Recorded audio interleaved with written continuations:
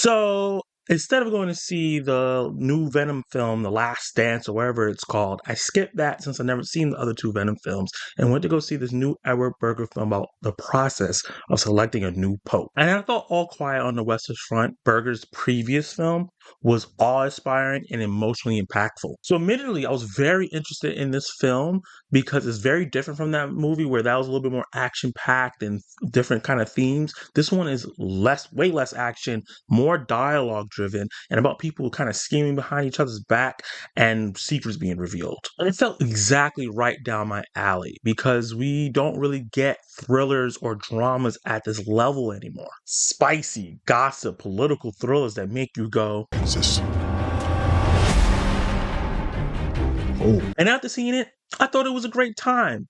But I don't know if it's going to go that much higher or even that high for most average moviegoers. First, I'll say that just like All Quiet, this movie is incredibly well made. The cinematography is top notch. There's so many shots in this movie that'll be used in a film school to show like the perfect shot because of how it encompasses everything you're supposed to be feeling in that moment. And the way the camera is used and they use the priest to block certain things and how the shots are composed is film Twitter's wet dream. This movie makes you appreciate how and why you move a camera around and how you place it. Now let's talk about the score. It's a good score. Not better than All Quiets, but a good score nonetheless. And while I think it's a very good score, it felt incredibly repetitive and forced in certain places that made me go, "Do me a favor, please. Get out of here.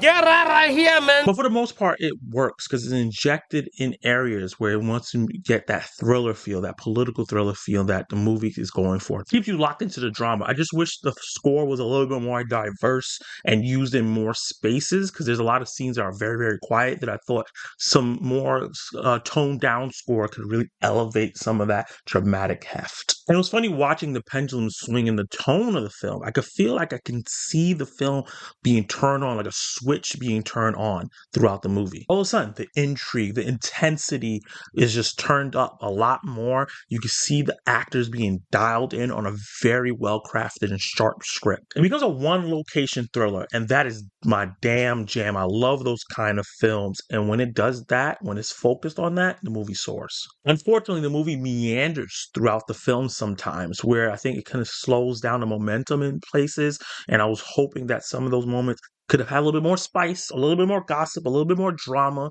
or sped up a little bit, or cut down just a little bit to keep the momentum up and keep you intrigued throughout. For me, I thought it was a minor issue because when the movie's good, it's great.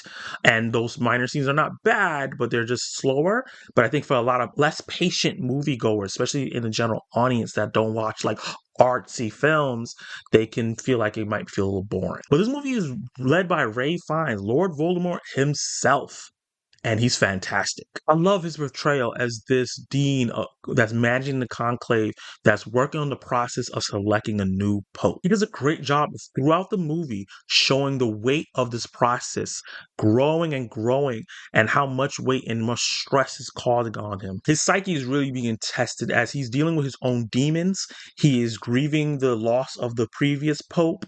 And also while he's managing all these proceedings, more and more secrets are coming out about this particular conclave that's making him paranoid and not knowing who to trust. And to give the movie some credit, the movie does a really good job of throwing the audience off a lot of the participants in this film, different preset. So with movies like this, the audience has to keep second guessing who can the main character trust, who's trustworthy, who's not. It does a really great job of nailing that. The ensemble is really strong around him with big names like Stanley Tucci and smaller names like Carlo Diaz that I've never even seen before. They all have their times to shine and scenes where they almost steal the show. And throughout the movie, as they have a bunch of discussions about who they should pick and who they choose, there's different people vying to be the pope. They have to go through the process of voting, and it's like a political thriller where people are trying to position themselves, and more secrets about each candidate comes forth.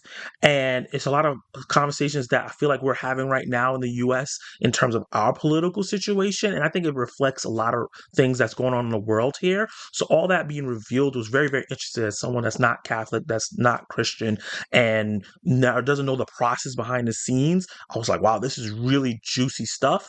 But what really caught me was the ending. It was very shocking. And depending on where your morals lie, you're either going to hate it or you're going to love it. I was on the side of loving it because I liked how daring it was.